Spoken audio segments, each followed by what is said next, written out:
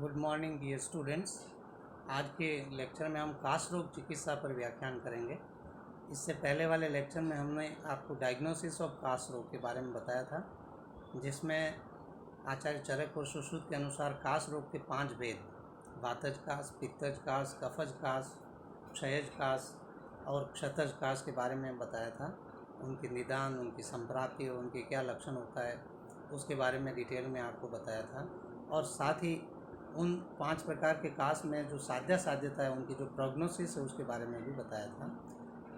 अब हम जो साध्य रोग हैं उनकी आचार्य कहते हैं कि तुरंत और सही चिकित्सा वहाँ पर की जानी चाहिए, अप्रोप्रिएट ट्रीटमेंट वहाँ होना चाहिए। तो जो 5 प्रकार के काश हैं उनमें से क्षतज और क्षयज भी अगर नए हैं और बलवान रोगी हैं और चतुष्पाद अगर गुणवान हैं तो वो साध्य होते हैं, ऐसा हमने प्रोग्नोसिस के दौरान कहा था। इसलिए 5 प्रकार के काश की चिकित्सा सिद्धांत और चिकित्सा की व्याख्या आज की व्याख्यान में करेंगे। तो सबसे पहले वातज काश का चिकित्सा सिद्धांत। इसमें आचार्य कहते हैं कि वातज काश के मरीज का स्नेहन करना चाहिए और स्नेहन औषध सिद्ध घी, तेल आदि से करना चाहिए। बाह्य और आभ्यंतर दोनों प्रकार का स्नेहन हम वातज काश में करा सकते हैं, यानी औषध सिद्ध स्नेहों का आभ्यंतर प्रयोग और बाह्य प्रयोग दोनों हम कराएंगे। और अभ्यंग, परिषेक आदि इनका प्रयोग भी वातज काश में करा सकते हैं यथावश्यक स्वरूप में। स्वेदन का प्रयोग भी कराना, और वो भी विशेष रूप से स्निग्ध स्वेद का प्रयोग वातज काश में कराना चाहिए, क्योंकि वो वात के लिए ज़्यादा लाभकारी होगा। यदि दोष बढ़े हुए हैं या मल, अपान वायु आदि अवरुद्ध है तो वहाँ पर बस्ती का प्रयोग कराना। औषध सिद्ध जो धूम है उनका प्रयोग करने के लिए भी आचार्य ने इसकी चिकित्सा में कहा। विभिन्न लेह या अवलेहों का प्रयोग भी आचार्य ने निर्दिष्ट किया है। आचार्य कहते हैं कि अगर वातज काश के साथ पित्त का अनुबंध है और रोगी के मुख और कंठ बार बार सूख रहे हैं तो ऐसे में रोगी को भोजन के बाद अल्प मात्रा में घी का सेवन करावें वहाँ पर। और यदि वात के साथ कफ का अनुबंध या संबंध हो तो वहाँ पर स्नेह विरेचन करावें। वातज काश में कौन कौन से घृत योग हम दे सकते हैं? सबसे पहले कंठकारी घृत का उल्लेख आचार्य ने किया है। आप जानते हैं कंठकारी काश रोग की श्रेष्ठ औषध है। इसके साथ साथ पिपल्यादि घृत, त्रियुषणादि घृत, त्रियुषण यानी त्रिकटु आदि से बना हुआ घी जो है उसका प्रयोग करा सकते हैं। रासना घृत, ऐसे चूर्ण योगों में से अगर देना है तो वातज काश में हम विडंगादि चूर्ण, द्विक्षारादि चूर्ण, शट्यादि चूर्ण आदि में से कोई चूर्ण दे सकते हैं। विभिन्न अवले जो है वातज काश की चिकित्सा में आचार्य चरक ने निर्दिष्ट किए हैं। उनमें से दुरालभादि लेह, दुह स्पर्शादि लेह, विडंगादि लेह, चित्रकादि लेह, अगस्त्य हरितकी आदि प्रमुख है। और इनमें से भी चित्रकादि लेह और अगस्त्य हरितकी, इन 2 अवलेहों का प्रयोग चिकित्सक अधिक करते हैं। अगस्त्य हरितकी का नाम अगस्त्य हरितकी इसलिए कि इस अवलेह का निर्माण अगस्त्य मुनि ने किया था और इसमें हरितकी मेन इंग्रेडिएंट है। और ये भी काश रोगी और वातज काश आदि की चिकित्सा में विशेष रूप से वैद्यों द्वारा व्यवहृत या प्रयोग किया जाने वाला एक रसायन है। वातज काश में अगर धूमपान कराना है तो हम मनशिलादि धूम या प्रपौंड्रिकादि धूम या इंगुत्वगादि धूमवर्ती से धूमपान करा सकते हैं। वातज काश में आहार विहार में क्या पथ्य है? इस संदर्भ में आचार्य चरक कहते हैं कि ग्राम्य, आनुक और जलेचर जो जीव है उनका मांस, रस या उड़द आदि से बने हुए यूष या शाली और साठी चावल का भात, जौ और गेहूं की चपाती आदि ये हितकर है। शाक में बथुआ, मकोय, मूली आदि का साग यहाँ पर विशेष रूप से यूजफुल है। आप जानते हैं बथुआ का जो साग है वो वातानुलोमक भी होता है, तो वातिक जो काश है उसमें विशेष रूप से हितकर होता है, इसलिए उसको निर्दिष्ट किया है। और भी खाने पीने की चीज़ों में दूध, गन्ने का रस, तिल तेल आदि और अन्य मधुर अम्ल लवण रस युक्त आहार दिए जा सकते हैं। और विहार में आचार्य कहते हैं कि जो भी वातशामक विहार है वो वातज काश के रोगी को आप एडवाइस कर सकते हैं। पित्तज काश के चिकित्सा सिद्धांत में आचार्य कहते हैं कि अगर पित्तज काश के साथ कफ का अनुबंध है तो वहाँ पर वमन करा सकते हैं। और वमन के लिए मदन फल, मुलेठी आदि औषधियों का प्रयोग व्यक्ति करा सकता है। उसके बाद कहते हैं कि चूँकि पित्त की श्रेष्ठ चिकित्सा या श्रेष्ठ शोधन चिकित्सा कहें वो विरेचन है, और इसलिए आचार्य कहते हैं विरेचन किस स्थिति में करा सकते हैं? जब पित्तज काश में कफ अल्प और पतला हो तो निशोत और चीनी से विरेचन करावें। इसमें भी अवस्था विशेष के आधार पर निर्दिष्ट कर दिया है कि पैथिक काश के साथ कफ अल्प मात्रा में आवे और पतला आवे अगर तो निशोत के साथ चीनी को मिला के विरेचन दें। यदि पैथिक काश में कफ जो निकल रहा है वो गाढ़ा है और अधिक मात्रा में है तो निशोत के साथ अन्य तिक्त द्रव्यों को मिला करके विरेचन करावें। साथ ही साथ पेय का प्रयोग भी पैथिक काश में बताया। उसके लिए भी कहा कि अगर पतला कफ आ रहा है पैथिक काश के रोगी में तो स्निग्ध और शीत गुण वाली पेय दें। तो यदि गाढ़ा कफ आ रहा है तो ऐसे रोगी को रुक्ष और शीत गुण वाली पेय दें। पित्तज काश में कुछ अवलेह योग जो प्रमुख रूप से एडवाइस किए जाते हैं, जैसे शर्करादि लेह, मृद्विकादि लेह, त्वगादि लेह, पिप्पल्यादि लेह आदि हैं। कुछ औषध सिद्ध क्षीर का या दूध का सेवन भी करा सकते हैं, जैसे सरादि क्षीर पाक, स्थिरादि क्षीर पाक आदि चरक ने एडवाइस की है इस रोग की चिकित्सा में। एक विशेष योग बताया विदार्यादि योग, इसमें विदारी कंद का स्वरस, गन्ने का रस और कमलनाल का रस, इसमें दूध, मिश्री और मधु मिला करके सेवन कराने के लिए कहा, और आचार्य कहते हैं कि ये पैथिक काश की उत्तम औषध है। इसी तरह से शर्करादि योग भी बताया है, और काशहर गुटिका का भी निर्देश पैथिक काश की चिकित्सा में आचार्य चरक ने किया है। पैथिक काश में अगर पथ्य का हम विचार करें तो जांगल प्राणियों के मांस रस के साथ या मूंग आदि के यूज के साथ या तिक्त रस शाकों के साथ हम सावा, जौ या कोदो अन्न का सेवन करा सकते हैं। आप जानते हैं तिक्त रस तिक्त शामक है, इसलिए तिक्त रस शाकों का यहाँ विशेष रूप से पथ्य में उल्लेख है, और जांगल प्राणियों का मांस रस लघु होता है, इसलिए उसका यहाँ पर उल्लेख है। पेया में शाली और साठी चावल से बनी पेया का प्रयोग यहाँ पैथिक काश में करा सकते हैं, और अनुपान रूप में मुनक्के का रस, गन्ने का रस या गोदुग्ध आदि का सेवन आप करा सकते हैं। कफज काश, इसके चिकित्सा सिद्धांत में आचार्य चरक कहते हैं कि यदि कफज काश का रोगी बलवान है और उसमें दोष बढ़ा हुआ है तो वहाँ पर वमन करावें, और वमन के बाद जौ की चपाती के साथ कटुरुक्ष उष्ण पदार्थों से बने हुए यूष आदि खाद्य पदार्थों को दें। आप जानते हैं कटुरुक्ष उष्ण आदि जो रस और गुण है ये विशेष रूप से कफ का शमन करने वाले हैं। आचार्य कहते हैं पीपल और यवक्षार से मिला हुआ कुल्थी का यूज़ भी कफज काश के मरीज को दे सकते हैं, या सूखी मूली का यूज़ भी वहाँ पर दे सकते हैं। कफज काश में विशेष रूप से पथ्य। लेकिन आचार्य चिकित्सा सिद्धांत में ये भी कहते हैं कि यदि कफज काश का रोगी दुर्बल है तो वहाँ पर शमन चिकित्सा करें। फिर आवश्यक चिकित्सा का निर्देश करते हुए कहते हैं कि कफज काश में अगर पित्त का अनुबंध है और वहाँ पर पित्त का अनुबंध होने से तमक श्वास का लक्षण भी मिल रहा है, तो ऐसी स्थिति में पैथिक काश की चिकित्सा करें।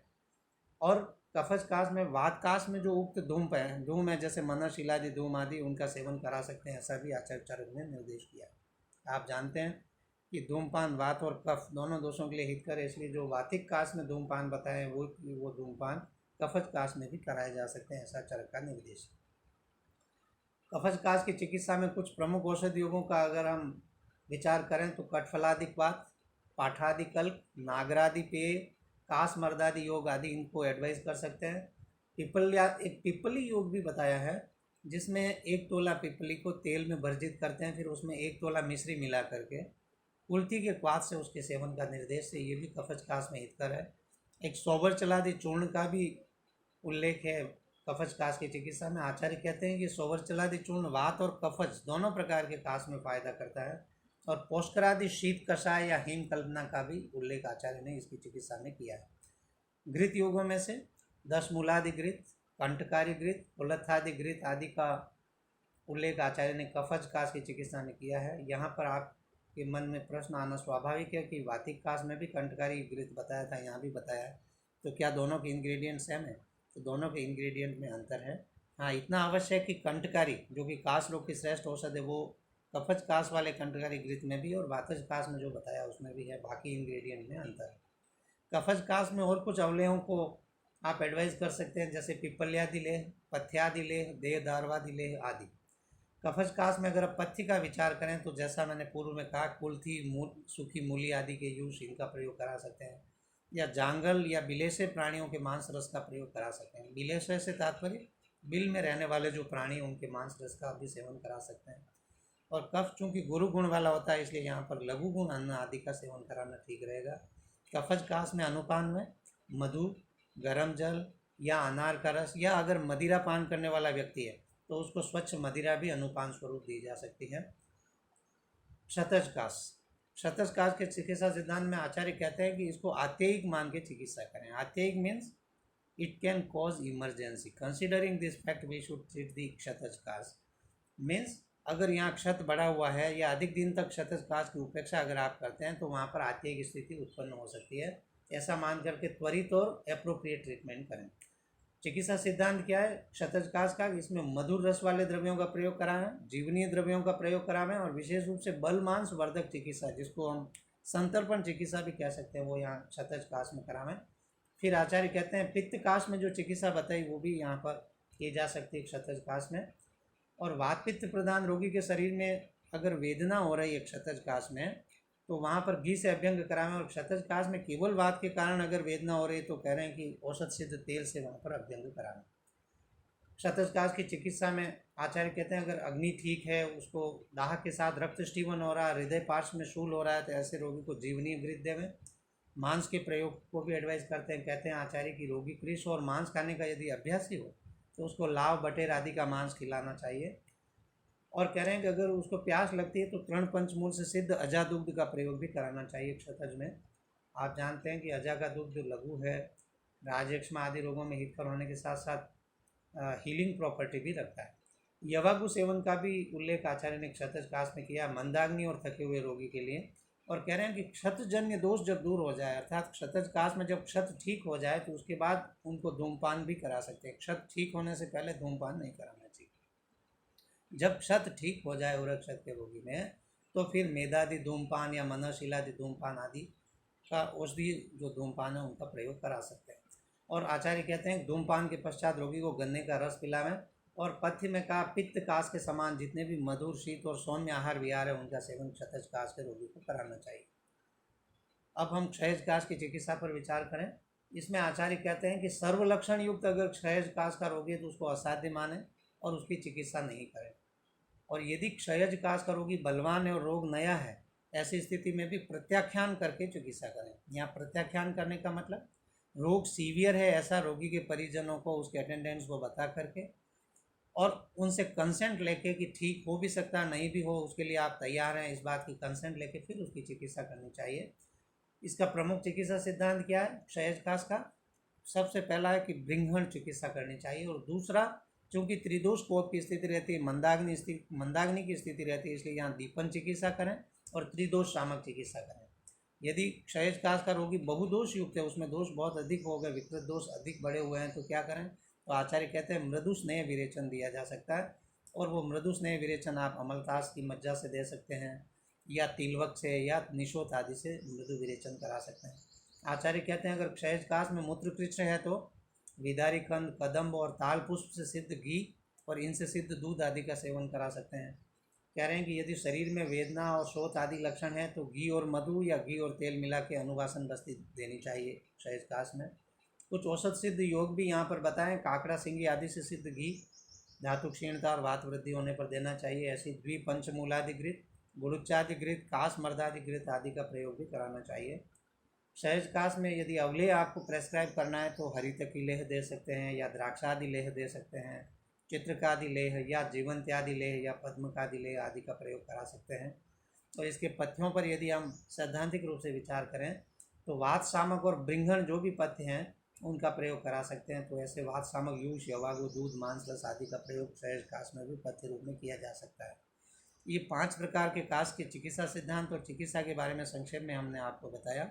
यहाँ पर विशेष रूप से ध्यान देने की बात यह है कि 5 भेदों में कई सारे औषध योग बताए और सारे के सारे योग एक ही रोगी में प्रयोग नहीं करने होते हैं। इनमें से जहाँ जो योग, अवलेह में से जो योग आपको एप्रोप्रिएट लगे लक्षणों के अनुसार, अवस्था के अनुसार, ऐसे चूर्ण में से जो योग एप्रोप्रिएट लगे उसका प्रयोग कराना है। धूमपान कई सारी जगह बताया, पर यह नहीं कि प्रारंभ ही हम धूमपान से करें।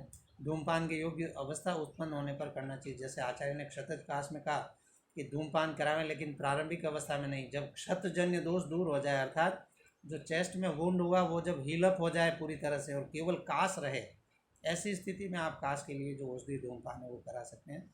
तो इस तरह से शास्त्र में निर्दिष्ट होने पर भी ऊहापोह करते हुए तर्क वितर्क करके क्या औषध कहाँ अप्रोप्रिएट होगी उसका विचार करके प्रयोग करना चाहिए चिकित्सा में। एलोपैथ में भी ड्राई कफ और वेट कफ के अनुसार ट्रीटमेंट बदल जाता है। कहाँ पर उनको कैसा ट्रीटमेंट करना है, ड्राई कफ है तो अलग ढंग से उनकी ट्रीटमेंट स्ट्रेटेजी होती है और वेट कफ में उनकी अलग ट्रीटमेंट स्ट्रेटेजी होती है। उसका विचार करते हुए वो काश रोग की चिकित्सा करते हैं। Thank you.